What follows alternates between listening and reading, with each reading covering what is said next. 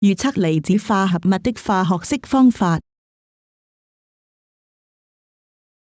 當鋰原子失去一個電子後，形成鋰離子，但它的電子並沒有消失，而是轉移到氟原子上，形成氟離子。已經了解了離子是如何形成的，而離子鍵的產生是因為帶相反電荷的離子，它們之間受靜電吸引力所導致。以下是學習離子化合物的命名，根據各離子的電荷推斷它們的化學式。以氟化鋰為例子。步驟1：將各離子的電荷數寫在離子的右上方。步驟2：再用圓圈圈出電荷數，然後將離子的電荷數目交叉互換，放置於各離子的右下方。第3步，得出各自只需要一個離子，最後將鋁和氟的數字一省略。有需要可以簡化各離子數目的比例，如圖所示，得出的化學式是 LiF。你已經掌握了？讓我們再舉一個例子，氧化鈣。步驟1：寫下離子的電荷數。記住電荷數要標記於右上方。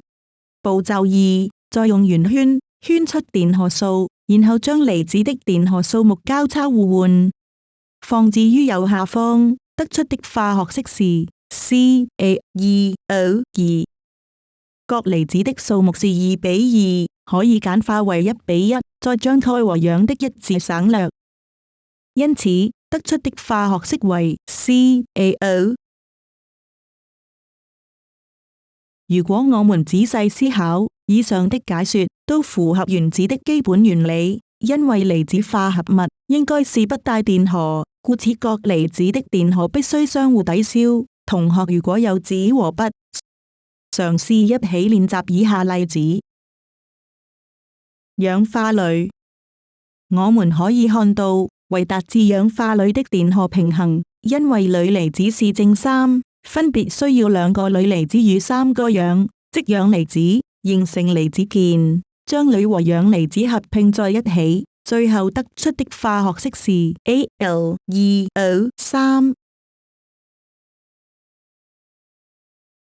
我們嘗試學習如何預測多原子離子組成的離子化合物的化學式。例子：氫氧化鎂是包含一個多原子離子，因為氫氧根離子是多原子離子，首要是必須牢記它們的化學式和電荷量。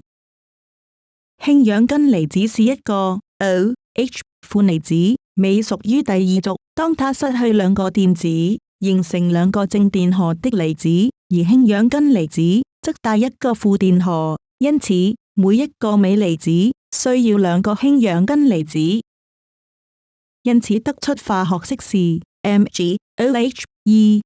注意，括號內的氫氧根離子是代表一整個氫氧根離子，而右下角的數字2是整粒氫氧根離子的數量，而不單只是氫離子的數量。